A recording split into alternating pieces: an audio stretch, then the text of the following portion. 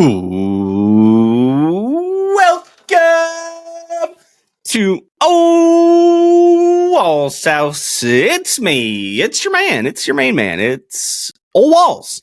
I'm back with you, episode 219, coming your way today.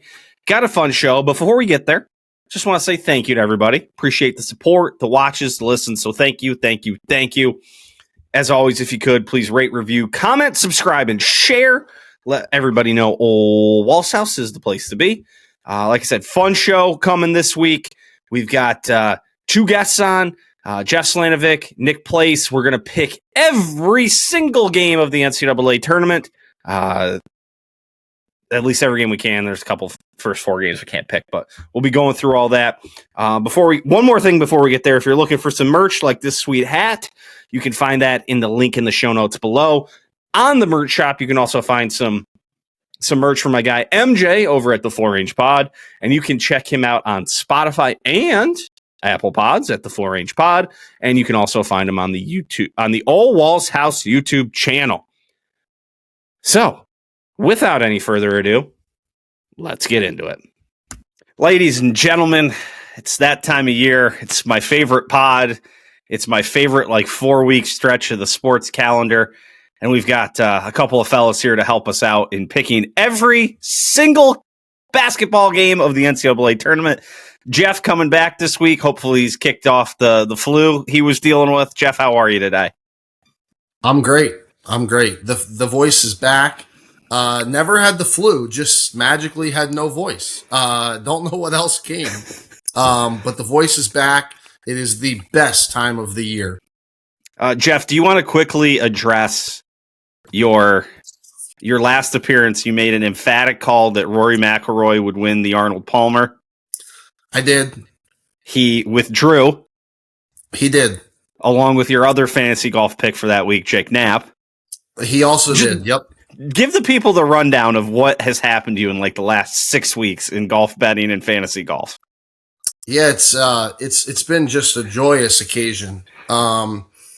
It's been a lot of heartbreak. A lot of guys that were really close to the finish line that just did not get it done. Fantasy golf was off to a phenomenal start.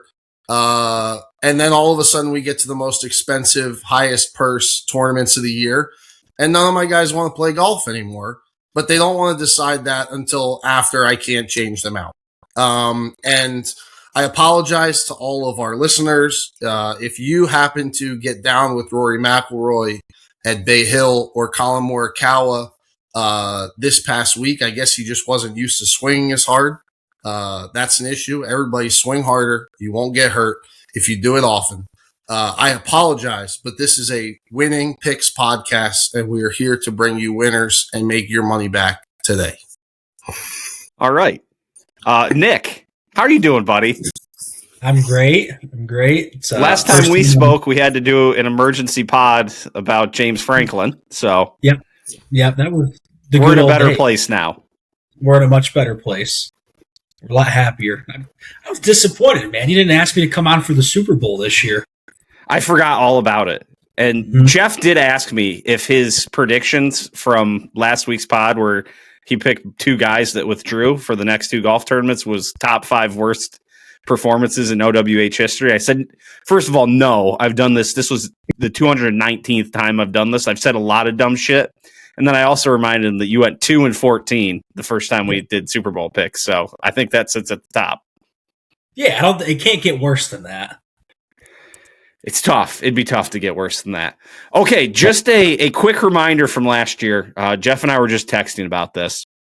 We were 63-30-1 heading into the final, 33-30-1 heading into the Final Four last year. I have no record on my Twitter about what we did for Final Four and National Championship game picks, but worst case scenario, we would have come out dead even. I would have liked to think we could have gotten one of those right and come out with a winning record. So, we got a track record to live up to here today, fellas.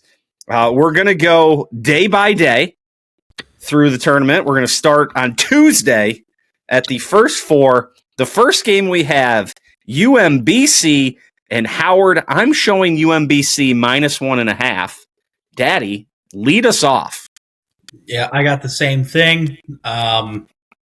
Again, minimal basketball knowledge this year outside of about the top 10 teams. So I'll take UMBC because they beat Virginia a few years back. That counts for something.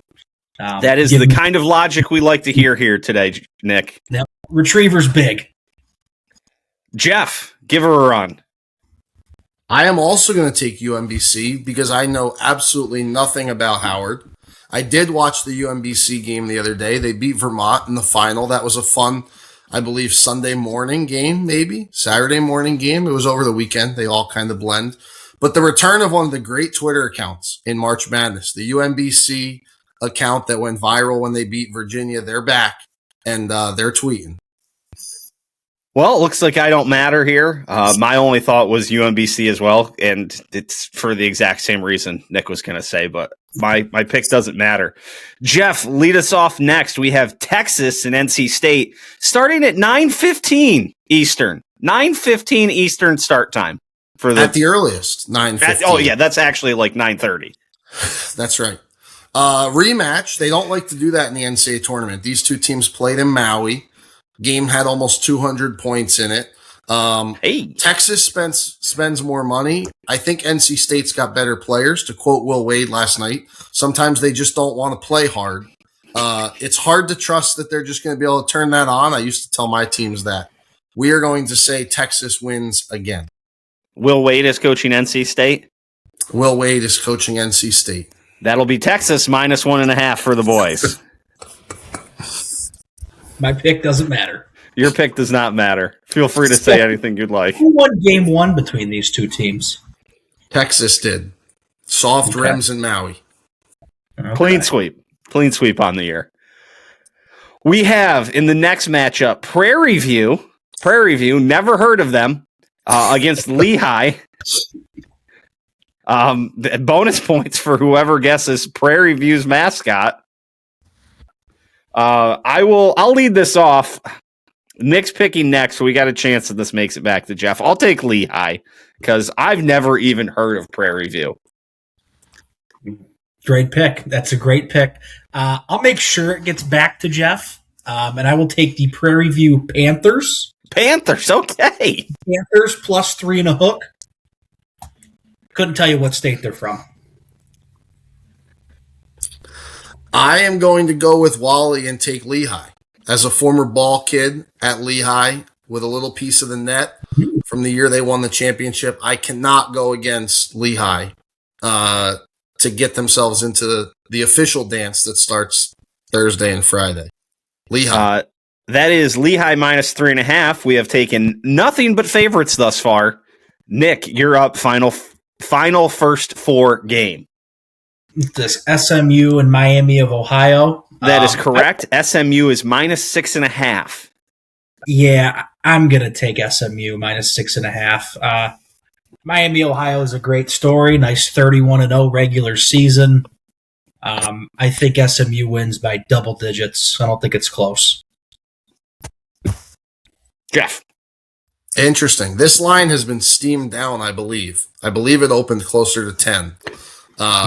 And the people are on Miami of Ohio.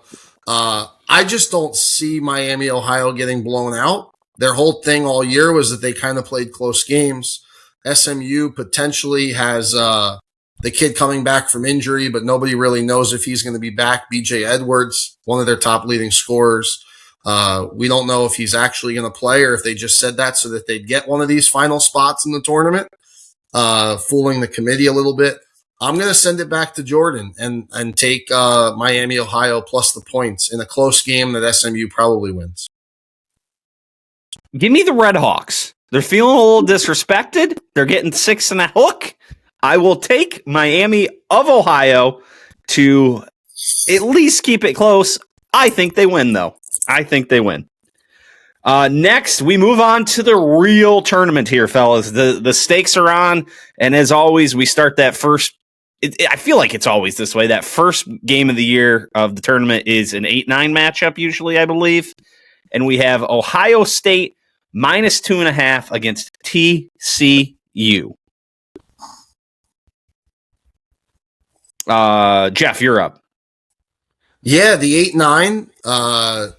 Jokingly said to some buddies the other day, I'll definitely pick the wrong side of this. I feel like I can't remember the last time I started 1-0 in one of these things. Jamie Dixon can really coach. So I'm going to take TCU. They've got a kid, David Punch, who can really, really play that people are going to learn about this week. Give me TCU plus 2.5. Nick. I'm going to roll with Jeff. He said a lot of very smart things on that. Again, not a clue who the fuck plays for TCU, but Slano's got us. And you never pick Ohio State. You don't pick Ohio State in any sport. So go TCU. I was leaning TCU once I learned that Jamie Dixon is the coach at TCU. He had a great run there back at Pitt in the early 2000s there. So he was getting my vote. Next up, Troy heads. Well, they don't head anywhere. They both go to the same place. Troy, the 13th seed against Nebraska. Nebraska's laying 13.5. I will start us. Does Nebraska still have the Asian kid, or is that many years ago now? That just launches balls? He's gone, but they still launch threes. Okay. Not a very big over-under for a team that apparently launches. Only 137.5. I'll take Troy. I'll take the Troy Trojans, not of Troy, Pennsylvania. Are they actually the Trojans? Yes, they are. They are the Trojans, I believe. Yeah, I'll take Troy. Give me the 13.5, Early game. Where's that game being played? Oklahoma City. Pre-noon tip. It's going to be a little sloppy. I'll take Troy with the 13.5. Nick. I'll take Nebraska. I think I saw something the other day that Nebraska's never made it past the round of 64 in the tournament. Maybe correct me if I'm wrong on that. I think that's a stat. I believe they're going for their first win in a really, really, really long time. Can that be true? I believe it's been like 30 plus years. Yeah, they're not a basketball school. They're just terrible at sports to begin with. But I think they covered the 12.5 this week. I think they get it done. They've had a great season. The mayor is the coach of Nebraska, Fred Hoiberg. He is. I am going to go with Jordan and take the points. I think Nebraska wins, but it's an early start. A lot of pressure on Nebraska. They haven't won in however many years Jordan's about to tell us they haven't won a game in. They're also going for their, I believe, how many? Never. They've never won an NCAA tournament game. It's incredible. Never. Well, they're going for their first one. They also have the pressure of trying to have the most wins in program history. They've tied it thus far. They're going for the most. I think it just enough to keep us inside the number if we're on Troy. Okay. Yeah, they've lost by 8 in 1986.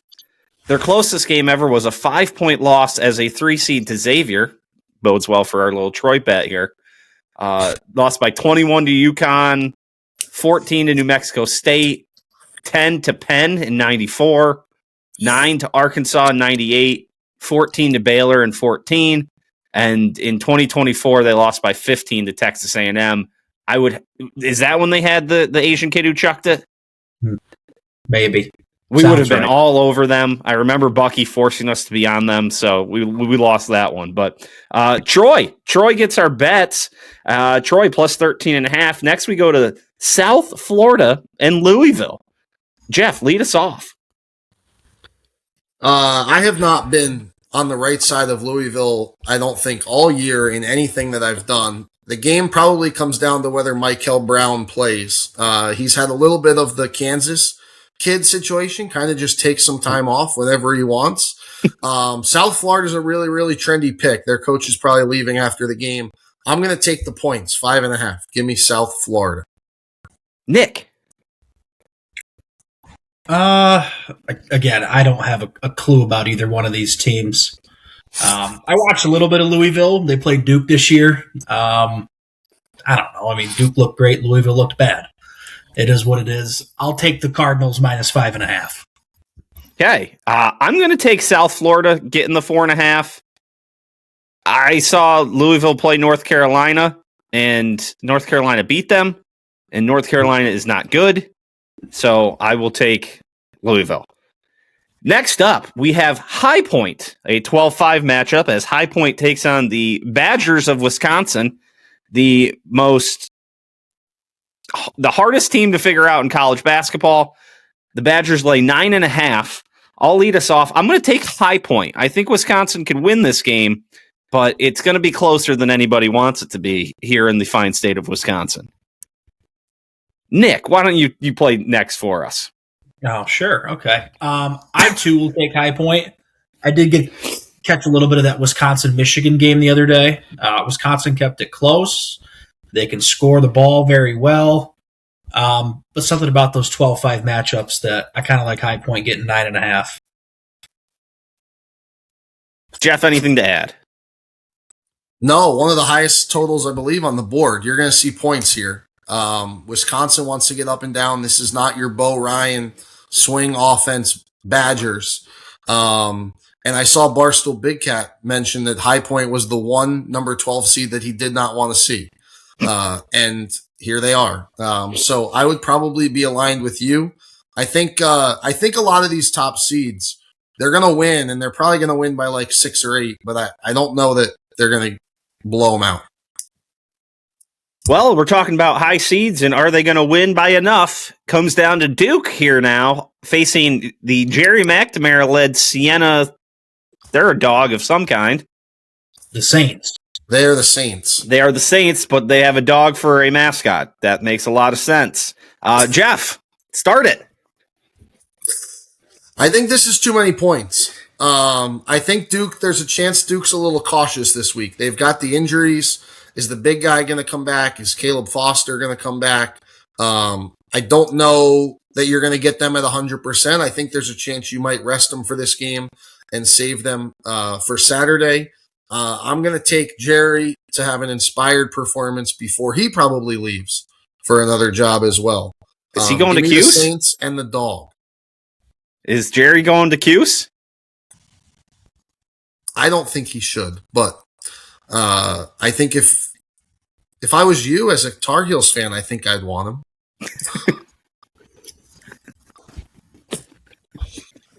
I don't know that winning the MAC means that you should get the Syracuse job, but we'll see. Local I'm legend. just a retired basketball coach. Local legend. Nick. I'm going to take Siena as well. Okay. I don't see a way Caleb Foster plays. I don't think he plays the whole tournament after having foot surgery. But I don't think Pat Ngangba plays either. So I think Siena covers. I got 29.5 on my screen here. I think they cover that. Give me the Saints. All right, the Siena Saints getting 29.5 against Duke. I will lead us off on this next one. Just to remind everybody why I'm doing this, we're going to take Vanderbilt -11 against McNeese State. You cannot bet on a team that has state in their name when it is not a state. So Vanderbilt -11.5. Either of you two choose to break that rule?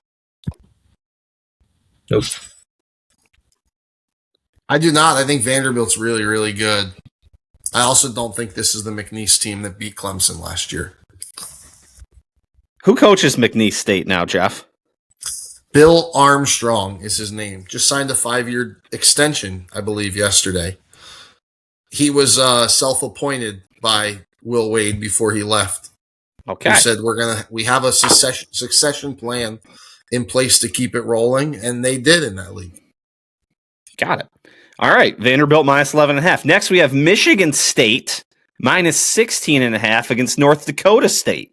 Both of these states are, are in fact states, so both are open. Nick, why don't you lead us off? I'll take Michigan State -16.5. I think they're really good. I don't think North Dakota State is very good. Long travel for North Dakota State going to Buffalo. Spartans big. Jeff. I will also take Michigan State.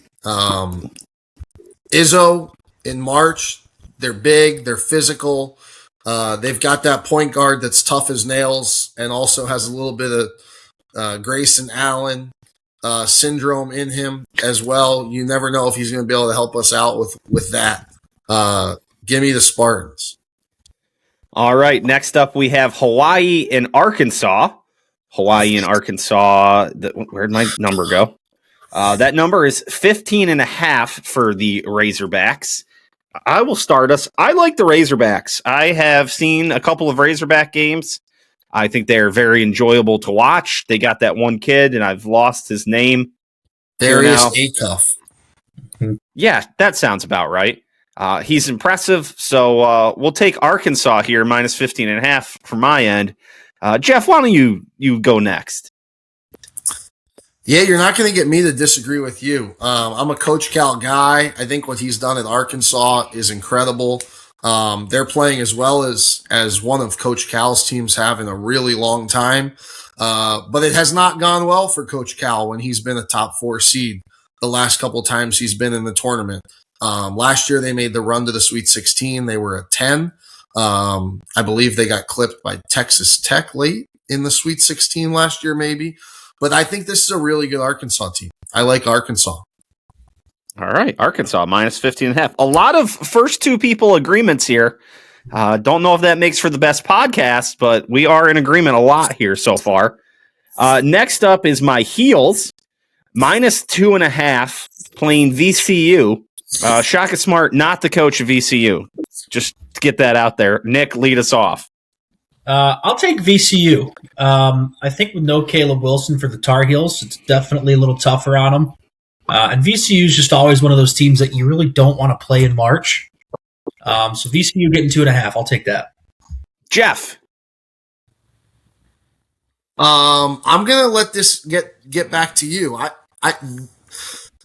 No Caleb Wilson is a huge issue for North Carolina, but they've got to be able to win one game without him. This is not the old VCU Shaka Smart teams where several head coaches away from him. You'll probably be shocked to find out that this is Martelli's kid that's at VCU right now as the head coach. Phil Martelli from St. Joe's? Phil Martelli's kid. Yep, the St. Joe's guy. The Hawk will never die.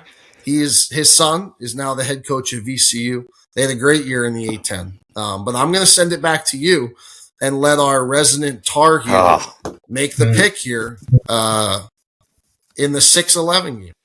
I hate this. I hate it. I hate the game. I hate the pick. I don't like it. Not one bit. Carolina, not very good without Caleb Wilson.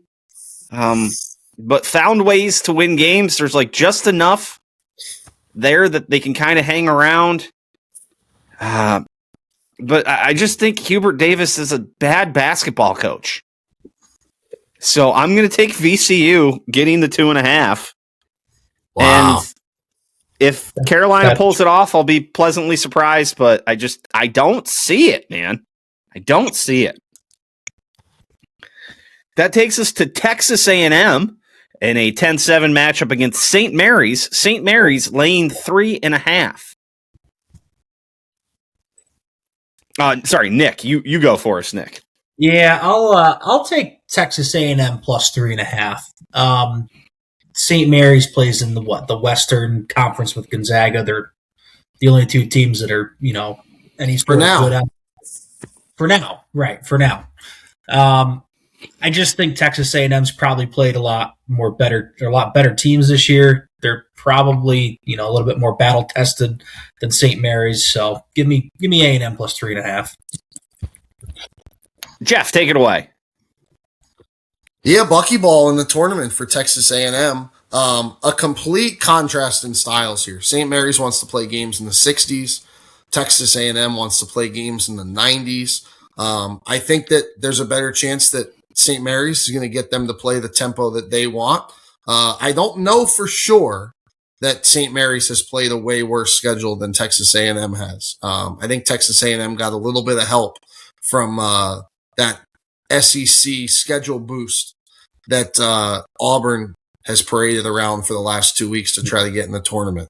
West Coast Conference has 3 teams in this tournament. Santa Clara, we're going to talk about when we get there, and then obviously Gonzaga as well. Give me St. Mary's. Okay. Whoops. Okay. I'll take Texas A&M. I like the sounds of a team that likes to get up and go. There's got to be more talented players on Texas A&M. A lot of money rolling around Texas A&M. So I'll take Texas A&M. I'll take the 3.5, and that'll go on the board for us. Next up, the biggest spread, second biggest spread of the day. Here we have Illinois and Pennsylvania, 23.5. Jeff, start us. I love Illinois in this tournament. Penn won the Ivy League this weekend. Incredible game. You have to. I saw the end of that. You have to foul up 3, especially when the guy has 37. But you have to foul up 3. They are missing their leading scorer, believe it or not. He did not play in the Ivy League tournament. They won it as the 3 seed. But I love this Illinois team. I think they're the one team in this tournament that not a lot of people are talking about. They have some great wins. They've lost in overtime 4 times. Give me Brad Underwood. Get the boys fired up in March. Steamroll the Quakers. Nick.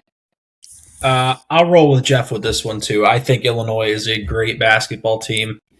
I believe they are the 3 seed. They see that now, but I think that they actually come out of their region and make the Final Four. So I will take Illinois big.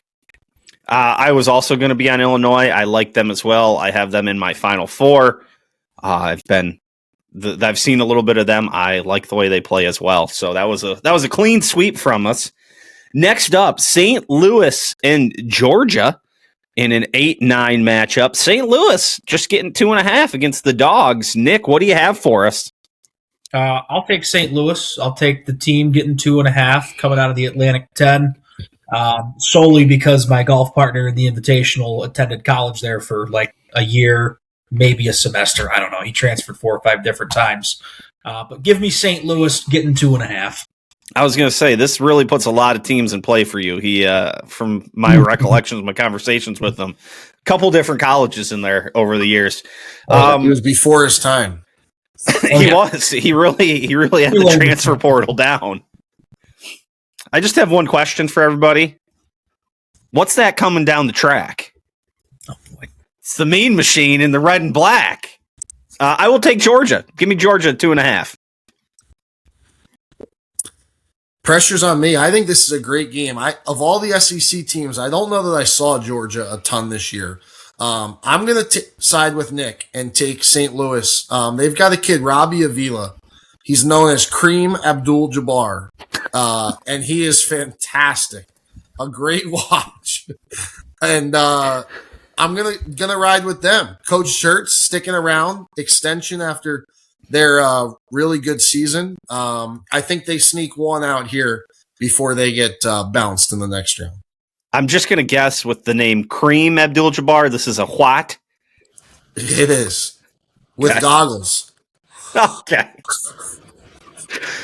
Oh, God. You got to love the what with the goggles. Next up, 14-3 matchup, the Kennesaw State Owls. They don't give a hoot, as Reese Davis tells me all the time on NCAA 26. They're getting 20. God damn. They're getting 20 up against Gonzaga. I'll lead us off. I'm in year 5 of my dynasty with the Kennesaw State Owls. We've got a big ACC title game coming up that I need to get to in my friend's dynasty here after this is done. So I'll take Kennesaw State 20.5 to their favor. Jeff. I have no idea what to pick in this game, so I'm going to go the opposite just to get this thing to Nick. 20 feels about right. I feel like Gonzaga plays a number of these 20-point spreads per year, and I feel like they almost all fit between 16 and 24. Gonzaga is a little bit banged up. Braden Huff's going to miss at least the first weekend of the NCAA tournament. He's one of their better big guys. Graham Ike's been around for a while. I'll take Gonzaga to cover, and we'll send it to Nick. Okay, Nick, it is on you. Just remember, I did break a rule. Kennesaw State, not in fact a state, but my ties to them as the leader of their football squad has overridden that.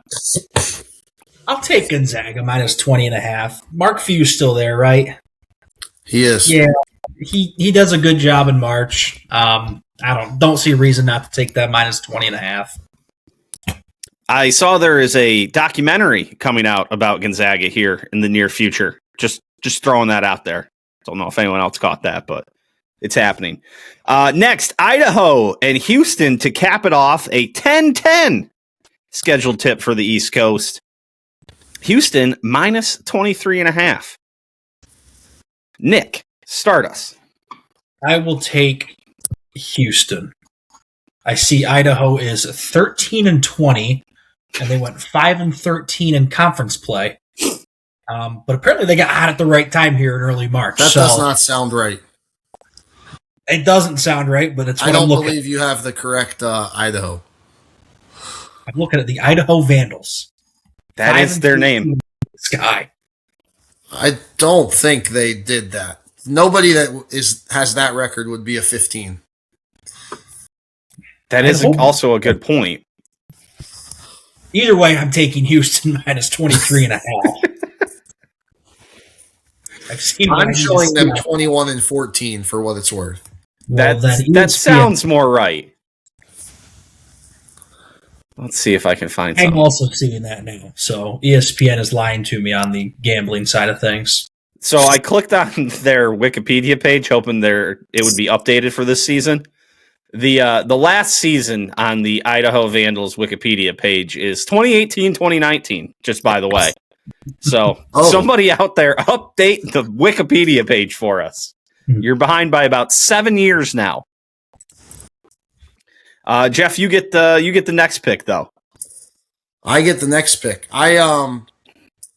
I'm going to take Houston as well. I just did a quick scroll through some of the opponents of Idaho. It took me until the middle of December to get to somebody that's in the Power 5. That school happened to be Notre Dame.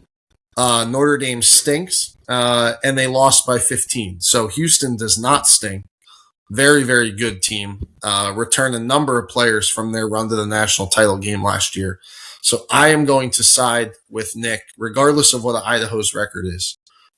Give me the Cougars, who have a chance to go to the Final Four if they make it there in their hometown of Houston, where they'll play the Sweet 16 and the Elite 8. They're also playing the Sweet 16 and Elite 8 in Houston? If they make it there, they will. They're not playing this round there. Oh, I thought you were saying the Final Four was in Houston. No. Final Four, I believe, is in Indy. Okay. But the regional final, if it goes their way, they would be essentially home. Gotcha. Also, when did Notre Dame get so bad at basketball? It's been a couple years now. They've been down. They're horrible. Yeah, it's not great. Not great at all. All right. Coach. Say that again. They got Shrewsbury from Penn State, and then they just stunk after that. This could probably be a different discussion sometime about what going to the ACC has done to the Big East teams that left the Big East. It's been bad. I don't know that any of them have had success in the ACC really ever. Miami? But yeah, Miami had their that's the one, right? Pitt, Syracuse have both been bad. Syracuse was okay the first couple years, but after that they were bad. Yeah. But all right, it's been a while for Notre Dame. We move to Friday. We have Santa Clara and Kentucky kicking us off.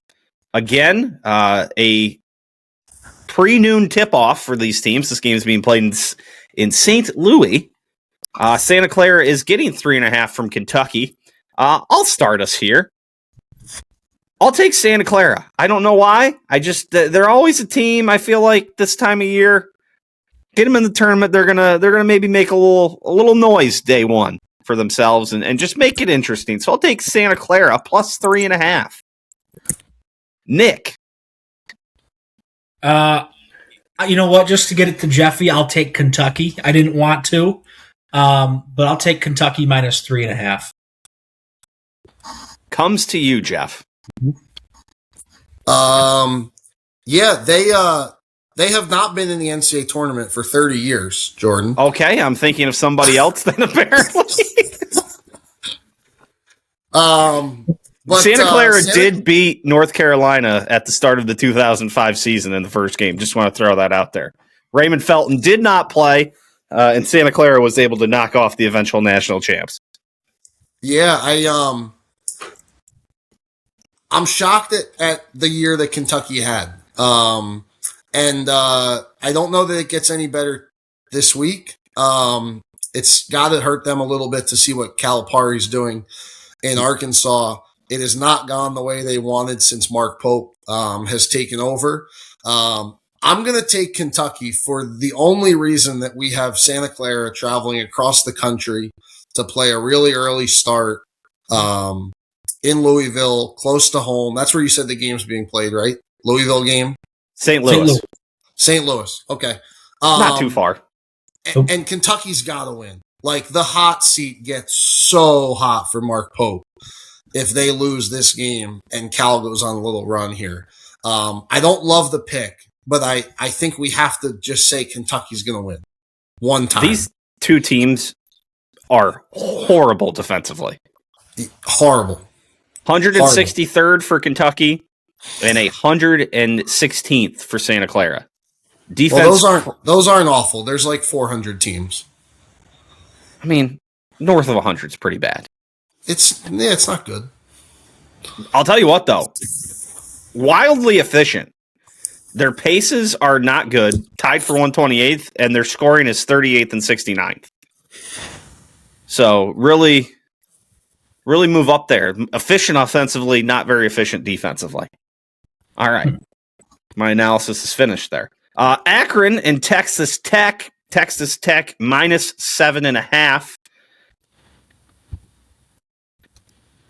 This game is being played in Benchmark International Arena. I don't know why that caught my eye there. Nick, what do you have for us? Yeah, I think Akron covers. I do think Texas Tech wins, but Akron getting 7.5. Texas Tech without JT Toppin now for the rest of the year. Texas Tech name drop, Nick. Name drop. Little JT Toppin, good player. I watched them a couple games this year. They beat Duke. Big second half comeback to knock off Duke. And they've also knocked off Arizona. So they've probably got the two best wins in college basketball this year. I think they win, but I do think Akron covers the 7.5. Jeff. Yeah, another number that opened much higher, I believe, 9.5 or 10, and immediately got steamed down as well, I believe. Maybe 8.5 is where it opened. Some questions about Christian Anderson's health. Really talented guard for Texas Tech. They're already without JT Toppin, as our good friend Daddy there shared with us. I think they win, but I'm going to take Akron as well to just keep it close. Akron was arguably the best team, some people say, in the MAC all year, despite Miami, Ohio being undefeated. Let's see. All right, Akron it is. Next up, we have Arizona.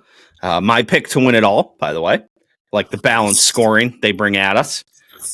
They're facing off against the LIU Sharks. LIU is, I'm guessing, Long Island University? Is that Long Island, California? No. Long Island, New York. That's right. Okay, big road trip. Big road trip for those fellas.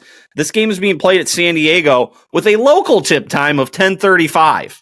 Just want to throw that out there. Local tip, 10:35. So I'll lead us off. I'm going to take the LIU Sharks. Maybe Arizona comes in, a little sleepwalking early morning tip. I'll take the Sharks getting 31.5. I think it's going to be a nail biter for that number down the stretch, but I will take the Sharks getting that big number. Jeff. I'm disappointed that you took LIU and you did not give us a fins up, which went viral the last week or two.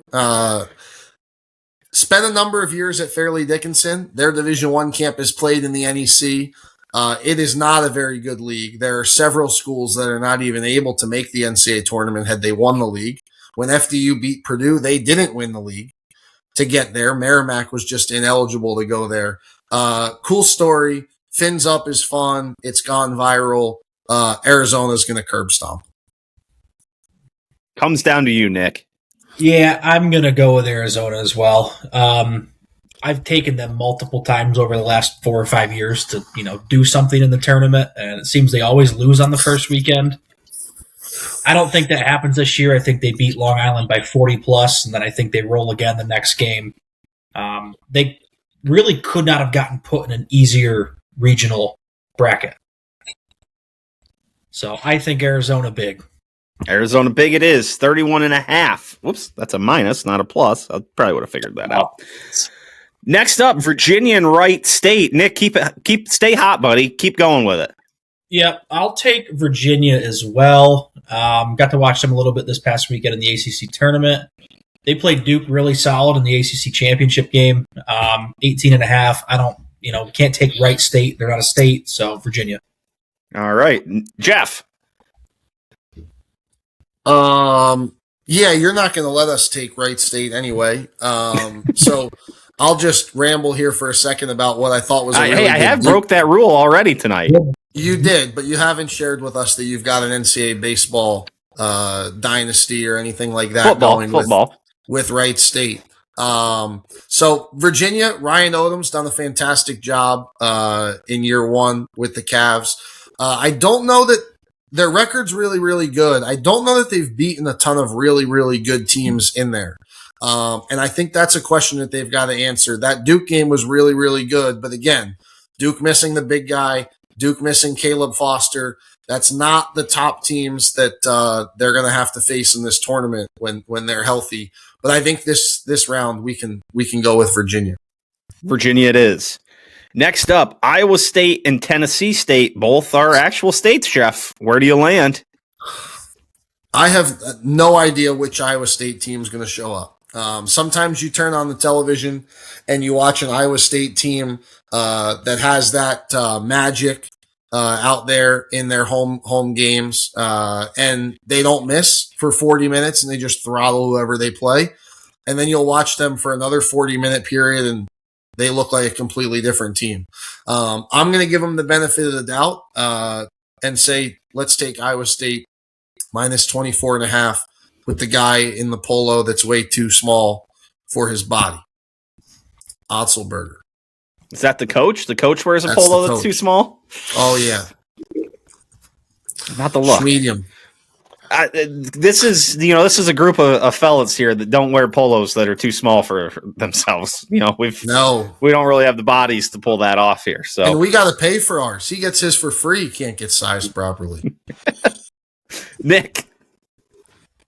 God, again, two teams I don't have a clue about. I'll take Tennessee State. They're a state. You can take them here. Getting 25.5. And again, years past, Iowa State doesn't seem to be all that great of a tournament team come March. A lot of semi-early exits for them. So I'll take Tennessee State getting 25.5. I'm going to take Tennessee State because one of their alumnus, Wyomia Tyus, was the first Olympic runner to ever retain the Olympic title in the 100-meter dash. So Tennessee State will get our pick, getting 24.5, and I like that many points. That's the type of stat you come to Ole Walls' house for right there. You're not getting a lot of basketball expertise, but you never know what you might get here. So Tennessee State 24.5 on the back of Wyomia Tyus. Next up, we have Hofstra and Alabama. Alabama laying 11.5. Oh, sorry. Nick, why don't you go? Yeah, I liked Alabama. However, some breaking news today from the Guard. Now I really like Alabama. Aiden Holloway arrested with a little over a pound of pot in the car today. A pound. It's a lot.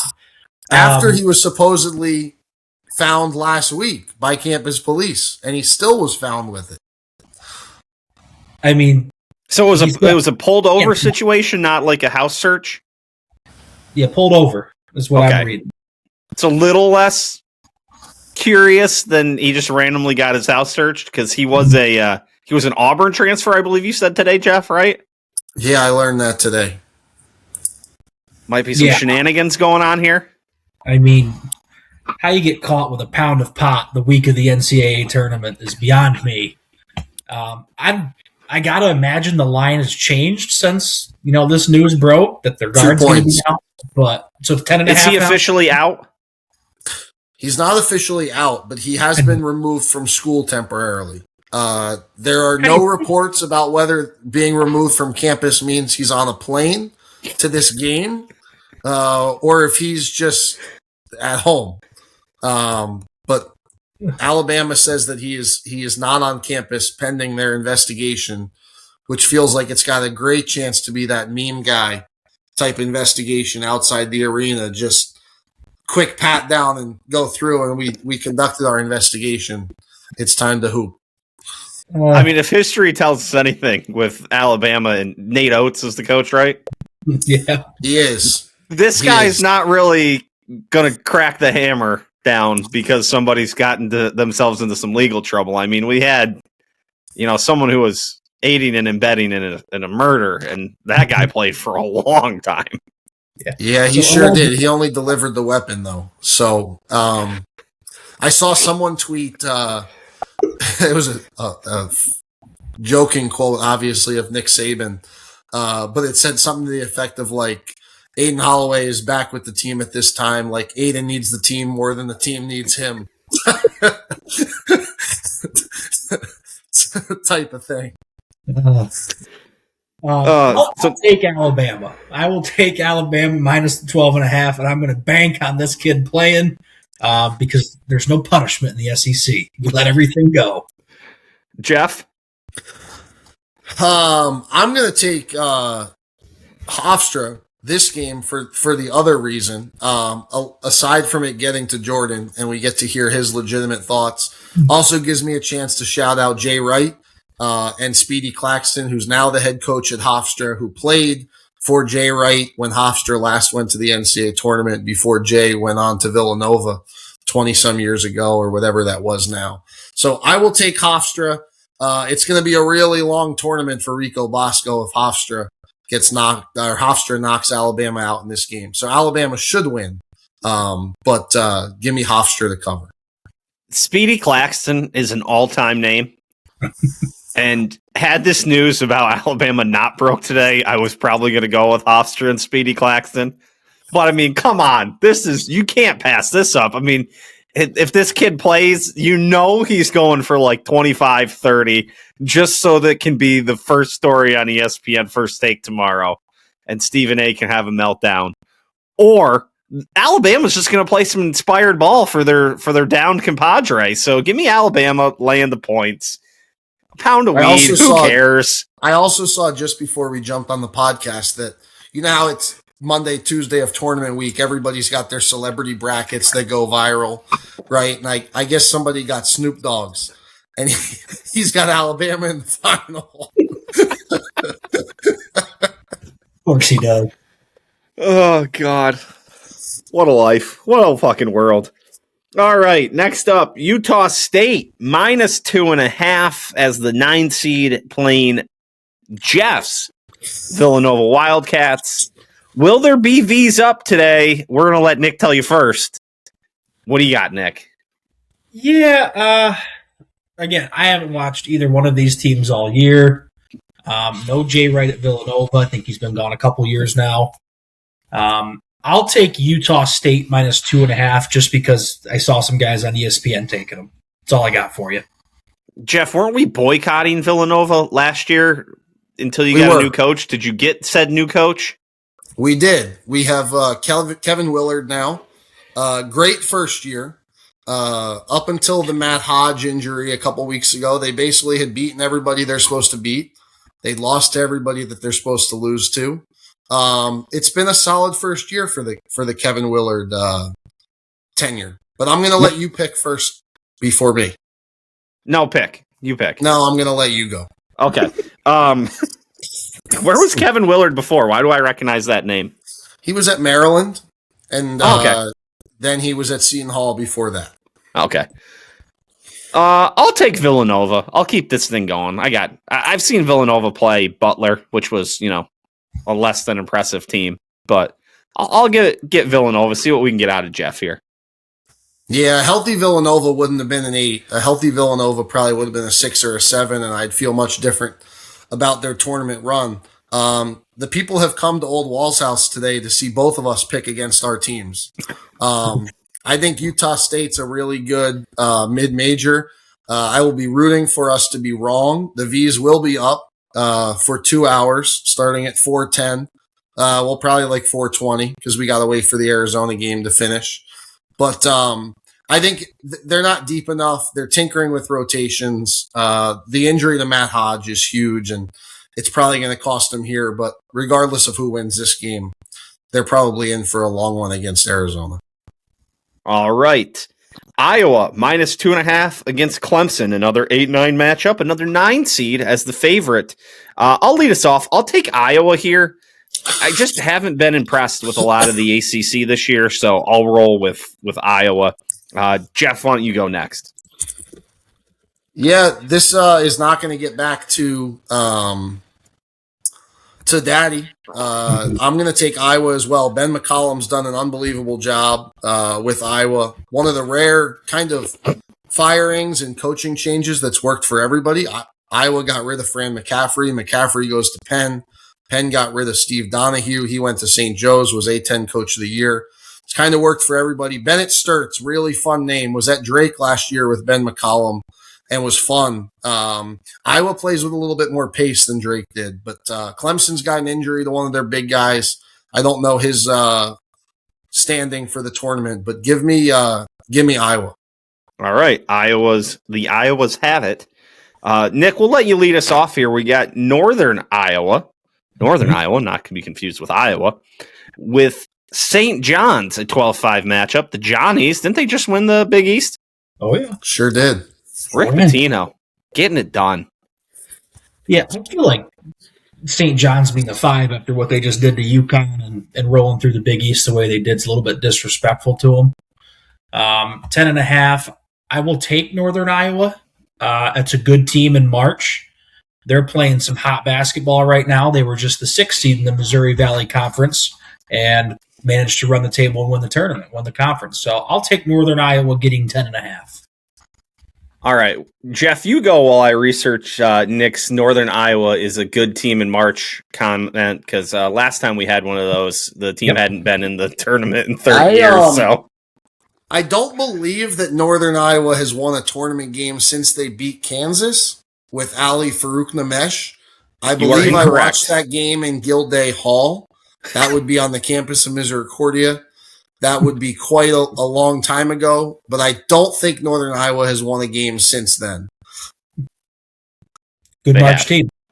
They've won twice. They're a good March team. They haven't been in a while. Last year, 2 years ago. It was 10 years ago, but they haven't. They last played in 2016, where they beat Texas in the first round, and then took Texas. Was like a half-court shot or something, wasn't it? I don't recall, but then they took Texas A&M to double overtime that year. The year before, in 2015, they beat. They were a 5 seed and beat Wyoming in the first game before falling to Louisville in the second game. And then 2010 is the year you're referencing. Beat UNLV in the first round, then Kansas, and then fell to Michigan State. They did. March 18th, 2016. Paul Jesperson banked in a half-court shot to give Northern Iowa an 11-6 win over Texas. Yeah, that's probably fun. So who'd we pick here? What everybody do? Daddy talked about how great St. John's was and then took Northern Iowa. All right, what do you got for us then, Jeff? I'm going to take Northern Iowa as well. I think the Big East is not great. If there's one team in the Big East that's shown they can beat everybody else, it's UConn, who had a great non-league schedule, won a couple of those games. St. John's did not do that in the non-league, lost to a number of teams, including Auburn, which you've heard a lot about the last 36, 48 hours or so. Give me Northern Iowa just to keep it close. St. John's wins. Northern Iowa keeps it close. Okay, I would have been on the Johnnies there myself. Next up, UCF and UCLA. That is a 10-7 matchup. UCLA minus 6.5. UCLA. That's a Big Ten school. Just want to remind everybody, UCLA plays in the Big Ten because that makes all the sense in the world. Jeff, you go.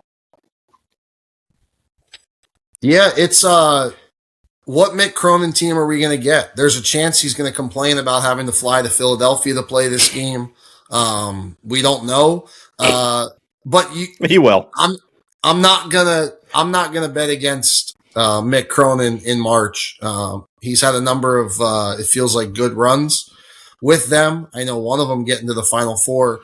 Tyler Bilodeau injury for them is key. They're going to need him if they want to sustain anything in the tournament. But I think that they can get by UCF, who I just not overly impressed with when I was following their games throughout the year. They've lost 4 of their last 5. My app next to me tells me, give me UCLA. Nick. I, too, will go with UCLA for all the reasons Jeff said. No reasons of my own because I don't have a clue.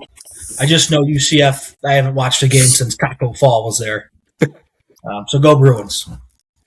Should have beat Duke with Taco Fall. They should have. Oh, yeah, that was a good game.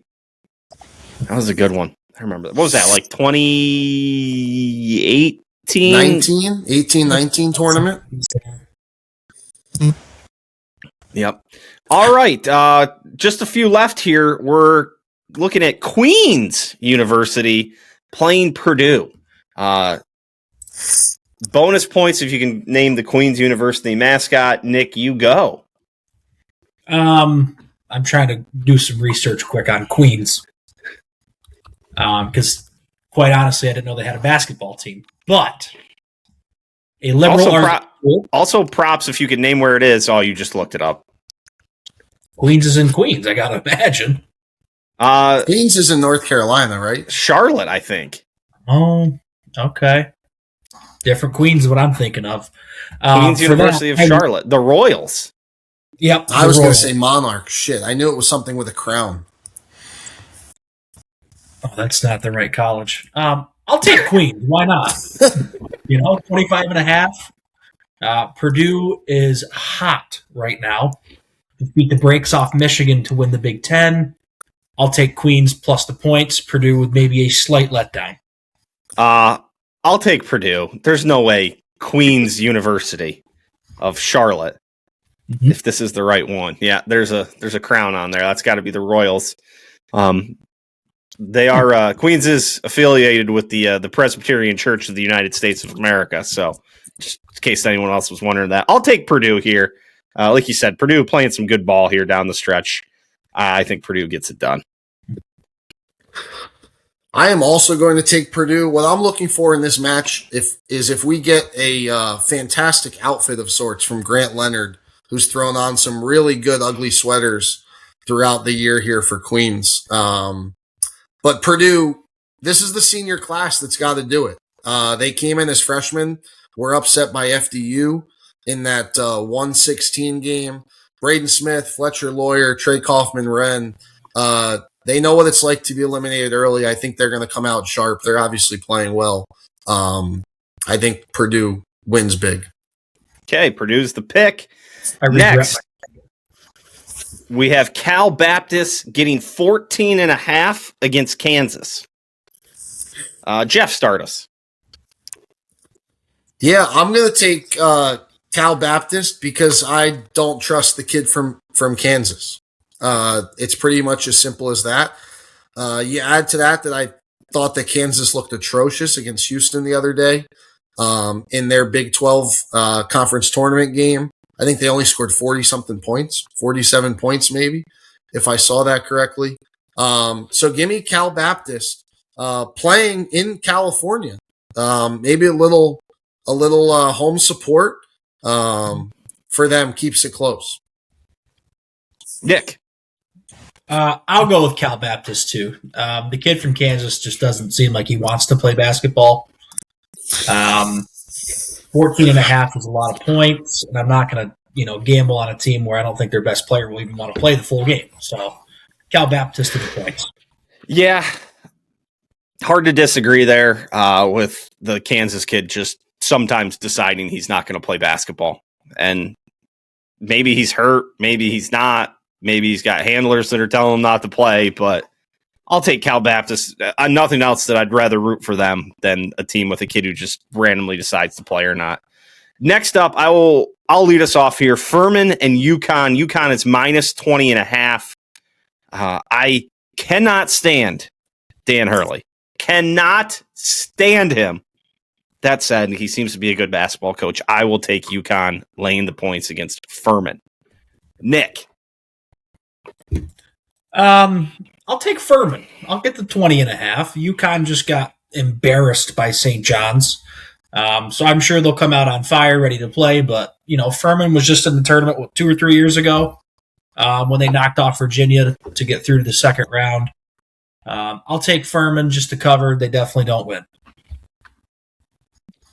I'm going to go with Jordan. I think if there's one Big East team in this tournament that can make a run, it is this UConn team.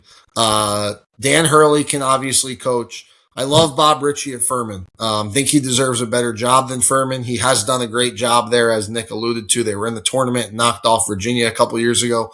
This is not the same Furman team of the past couple years. Kind of skirted by some injuries, came together at the end of the year. I think they won it as the maybe 6th seed in that league in the conference tournament. Give me UConn by 20 plus.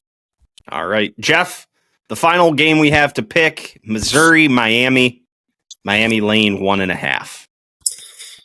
Yeah, a lot of people not happy that Miami's got to go play this game in St. Louis against a 10 seed in Missouri. Jay Lucas done a fantastic job in year one at Miami. Give me Miami to cover a small number. Nick, 1.5. If I didn't state that, I can't remember. Yeah, no, that's good. I do like Miami. I did see that their coach this year, first year, they've improved by 17 wins since last year, which is very impressive. I think since the largest ever. I'll take Missouri at the home game for a 10 seed, which just doesn't make sense. Give me the Tigers plus 1.5. Tigers will make it through. I don't even get to make a pick on my last. Yeah, you do. Oh, you do? picked Miami? Yeah. Oh, sorry. I was trying to read some else. I'll double check to make sure we didn't miss any games. Okay, so this comes to me. All right, I gotta reset here. Wasn't paying enough attention. Yeah, we'll take the home team. Missouri, Mizzou. We'll take them. We'll take the 1.5. Root for a close game as the night comes to a close. Is that everything? I know we still have we had the 4 games that you can't pick because of the first 4. That would be Florida against the winner of Lehigh and Prairie View. I would imagine we would have taken Florida in that game. Michigan gets the winner of the UMBC game. Who else? What are the other couple games there? BYU gets the winner of Texas and NC State. That could be a good one. That could be a real good one. Mm-hmm. And what? There's one more. I like the 11 seed to keep that close if the spread's more than like 4 or 5. Can we do that? Yeah. That one. BYU wins a small spread. 11 seed covers a big spread. Yeah, we'll make a note of that. BYU at what, 4 or less? Sure, 3. 3? You want 3? 3. Okay, we'll call it 3 and a hook. There we go. 3 and a hook or less. The other 6-11 matchup is Tennessee against the Miami of Ohio or SMU winner. We have Miami of Ohio there, so Tennessee. We'll get that.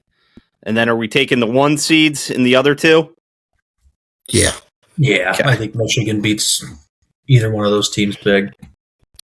Jeff, how do you feel about Michigan? I know they've got one of your favorite players. Yeah, not a huge not a lot of faith in Elliot Cadeau. I know you're a fan of Elliot Cadeau. I just don't think he's as bad as you do.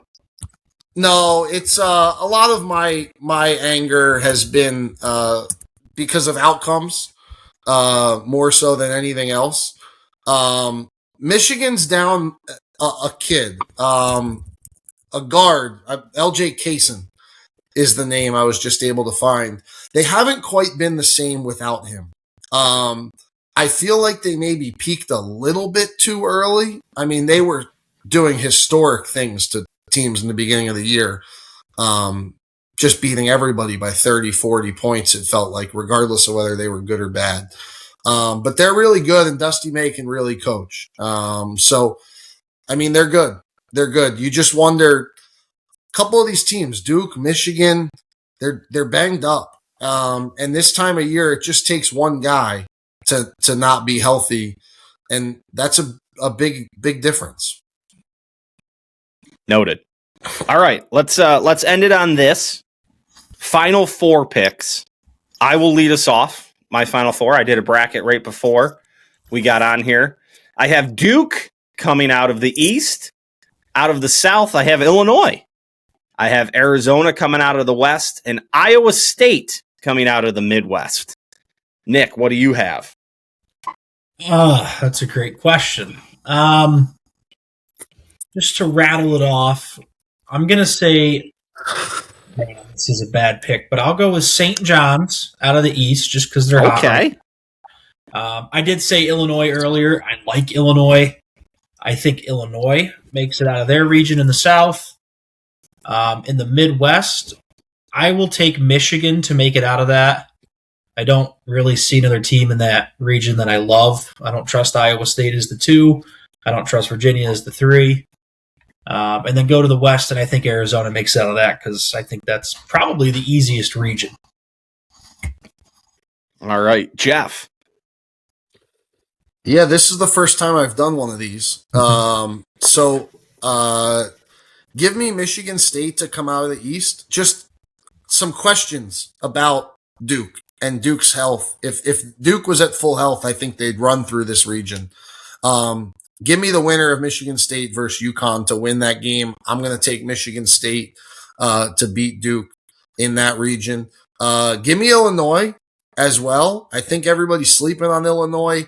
I think Illinois, Florida, not us. I think Illinois, Florida would be a really fun Elite Eight game. High scoring, get up and down. Can Illinois make shots over Florida's bigs? Give me Purdue to come out of the West region. And then I don't want to take them, but I really don't see anybody else besides Michigan to come out of the Midwest. Texas Tech's banged up. Alabama's got God knows what's going on and who's going to play for them.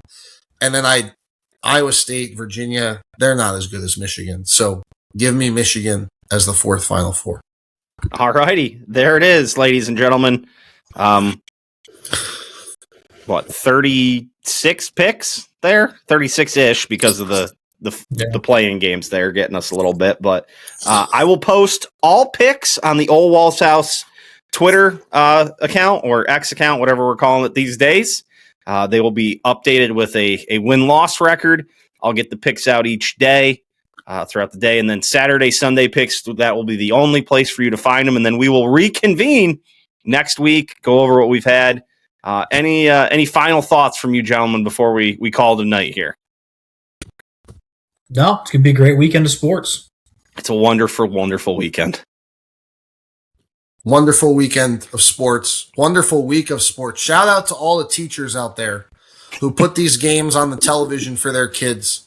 You guys are the real MVPs. We still talk about you 20, 25 years later. Just do it. The kids are going to learn enough. Just throw some basketball on the television. Take an easy day to yourself and let the kids have some fun. Shout out Dayton Handrick. He used to always do that. There we go. All right, gentlemen. Appreciate your time, and we'll see you next week to see how we've done. Thanks, Walls. Thanks, Jordan. Time for some passing thoughts. Passing thoughts is going to include a lot of things today because we just went long with the basketball picks there. So we'll start with the golf Players Championship. Just going to say this to kind of start this conversation. I think we can stop with the major, not major, is it a major or not thing. It's the players, man. And it delivers a lot of the time. This was just another great tournament. The course was fantastic. A lot of birdie bogey opportunities out there. it really delivered again this week, and it's delivered some great golf tournaments in history in the last few years. I mean, playoff last year, the Scotty Scheffler in 2024, where he finished out ahead of everybody, and then it was just like coming down the stretch. 3 guys finished tied for second. Scotty winning the year before wasn't, but I mean, if you go 22, 1-stroke victory. Justin Thomas in 21, 1-stroke victory. Rory in 2019, 1-stroke victory. He had some bigger ones there in 18, 17, 16, but then Ricky Fowler in that playoff, incredible. Martin Keimer, 1-stroke victory. 2-stroke, Tiger, 2 strokes over a couple of guys, and he was battling with Sergio for a while in that one. Kuchar, 2-stroke. KJ Choi, playoff. Tim Clark, 1-stroke. There's a playoff in 2008. 1-stroke in 05 and 04. 1-stroke in 2001 and 2000. Like, that's just a lot of good finishes on a fun finishing stretch. Like, I don't think we need to do the debate anymore. It's just a fun tournament, and it was a fun tournament again here this week. And it was looking like it might get away from us a little bit. Some guys were just kind of hanging around, and Ludwig was. It felt like he had got to a point where he was cruising a little bit, not playing even his best golf. He was at 13 under, making the turn, makes a par on 10, and then a little whoopsie on 11 with I believe that was his second shot into the water, kind of flared one out. And then he steps up on 12 and just quick hooks one out into the water there and is just out of it. I believe it was either 10 or 9, maybe. He hit one kind of off the toe on the driver, and like there was kind of, if you look back now, you can kind of look at it and be like, ooh, there were signs. There were signs. And then, things got fun, like really fun. And all of a sudden, Matt Fitzpatrick is there. He, goes out in 3 under and then goes birdie on 12-13 to take the lead. Meanwhile, Cam Young is, birdies 13 himself to stay just one back. And then, whoops, Fitz 3-whams 14, but bounces right back with a birdie on 15. And Cam Young all this whole time is just right there with him. Just right there with him. Cam Young, 1 under out front, birdies 10, birdies 13, and then it comes down to 17, and Cam Young is 1 back. And he hits a absolute beautiful tee-ball. Absolute beautiful tee-ball. Starts it at that center of the green, hits a cut. It falls down to, what was it, probably like 15-ish feet, I would guess. If I remember, not even 9 feet 7 inches. Just the way that putt looked, it looked longer than that. Kind of gave it an early, like slight, early, subtle step towards the hole, and then absolutely obliterates a drive on 18. 375, the longest drive on 18 in the shot link era. Then hits another good shot into 18. I thought he was going to make that putt on 18 for birdie to just win it outright. Matt Fitzpatrick has a little trouble off the tee box. Has to lay it kind of right to the front of the green, chips it. I think he thought he hit it long for a second. Had 8 feet left and just didn't make it. And Cam Young with his second career win, obviously the biggest win of his career, coming off a good performance at the Ryder Cup. Really kind of got that comeback train started, and just a really good player, man. Like, his putting has come around the last 2 years. He's not an incredible putter by any stretch of the imagination, but he hits it so damn good. He's long off the tee, flushes it. His putting just needs to be a little better than average for him to be in competition. God, you have to think this win kind of catapults him a little bit, and that there's more wins for him to kind of reel off here in the future. You got to think he's going to be a contender in some majors. He's contended in majors before. You got to think he's going to be there, and maybe this opens the floodgates a little bit. And I don't think it's going to be like Scotty, where he comes off the Ryder Cup and then just starts peeling wins off. But I think it's going to kind of open the floodgates a little bit for him. And it felt like for the longest time he was just on the verge of getting wins, and finally got one last year. And and now he's, off and running, it feels like. And I don't know. I like him. I was rooting for him. A lot of USA chants out there. There were some dudes kind of in the hunt, and then you got this dude, Sudasharn Yelamaraju. Has never taken a lesson in his life, taught himself how to play off of YouTube videos. I believe they said he still doesn't have a coach. So what a finish from that guy. 66-68 on the weekend for T5. Massive payday for him. Good for that dude. Xander Schauffele, 69 final day, 3 under. Makes up for a poor Saturday after he goes 69-65 on Thursday, Friday.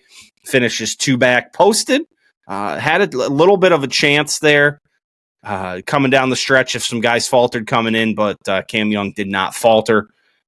Good showings all in all from Justin Thomas in just his second week back. Brooks Koepka continues to kind of feel like he's close, rounds of 72, 70, 69, 71. So fun tournament, man. I enjoyed the hell out of it. It was great. It was just that's what you want in golf. Like, there are birdies to be had. There are bogeys to be had. The course was firm. The wind was blowing a little bit. Like, that's ideal, man. Like, I don't need someone to tell me what's great about the architecture of a course. Like, does it produce great, fun tournaments down the stretch? And that's what the Players does, man. It's just fun as hell. Fun as hell. The Flyers. Check in on the Flyers here. They remain hanging around. 5 points for them this week. They go 2-2. Drop a shootout to the Blue Jackets, but had beat the Wild in a shootout and beat the Caps on Wednesday after they fell to the Rangers on Monday. 7 points back in the division, the final division spot. 6 back of the wild card spot with 1 game in their pocket, but the 2 teams ahead of them, they've got the same amount of games. They head out west this week. Anaheim, don't call me Mighty Ducks, the LA Kings, and then the San Jose Sharks. That's Wednesday, Thursday, Saturday. Wednesday and Thursday, those games are at 9 and 9:30. If you wanted to guess, your boy will not be seeing any of them. Anaheim, tough team, leading their division, the Pacific Division.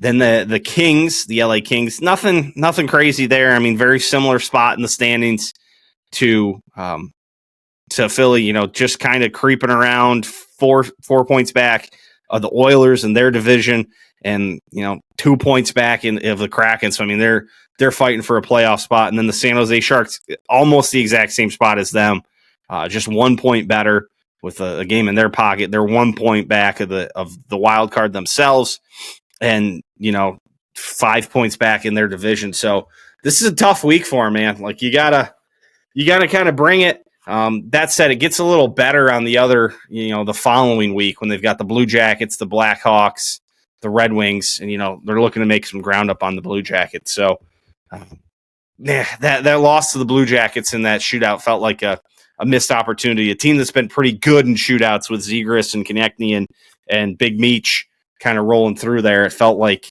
that was one that they let slip just a bit. Let it slip there just a bit. So, all right, actually, to the passing thoughts, actual portion of it. We made a ham last weekend, and our ham struggles continue. Every time we get a ham, I look up, like, how long is it supposed to take to cook this thing? And we just got a little ham. It was a little 3-pounder. And everything I see, it's like 12 to 15 minutes per pound. So we're like, okay, about 36 minutes. 36, 40 minutes. Actually, it was 2.5. It was 2.5. So we figure it's 12. You're looking at 30. If you call it 15, you're looking at, 30, 37, 40 minutes, give or take. I mean, hour and 15 minutes into this thing. And I'm like, is this thing ever going to get up to the temp? It was pre-cooked, so I wasn't that worried, but every damn time. And I was doing it in my standalone roaster oven. And nope, I was like, no, that didn't work any better than the regular oven. But, just got me. Just got me again. The ham. It gets me every time. You know, else I always find interesting how different the tastes of ice cream are, and the consistency than the taste. I am a sucker for Breyers chocolate vanilla. You know, we get the both in the crate in the tub. When one side's chocolate, one side's vanilla. They used to make a checkerboard, and that was one of my favorite tubs of ice cream you could buy. But it's a very icy taste. Whereas if you get like a nicer, like in the Midwest, Cedar Crest is like one of the nicer brands. Get like their French vanilla. It's a very smooth and soft, creamy feel to it almost. Versus that Breyers, where it's a little more icy, a little more tingly on you. I don't know. I've always found that very, very interesting.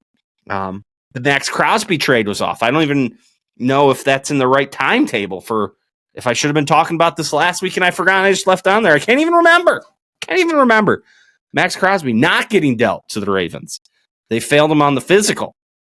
Questions abound whether maybe the Ravens had wet feet or not, but we'll see what happens there. A lot of dominoes fell.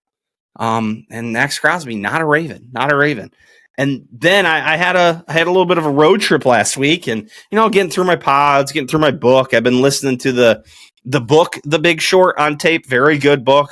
Like the movie. Had a credit on Audible. Got one of the every once in a while like for 99 cents for 3 months you can join on. I'm like, yeah, hell yeah, I'll buy $3. Well, I needed to get one. And I saw that pop up, and I'd never been able to find it on there for whatever reason before. And I was like, yep, doing that. So I was listening to that. But, when you're in the car for, 7 hours straight, you can only listen to like one single book straight for so long. At least I can. So I've got to listen to like a podcast for a couple hours, the book for a couple hours. And then eventually I'm like, I just got to listen to music and get this going. Found myself on an Oasis kick.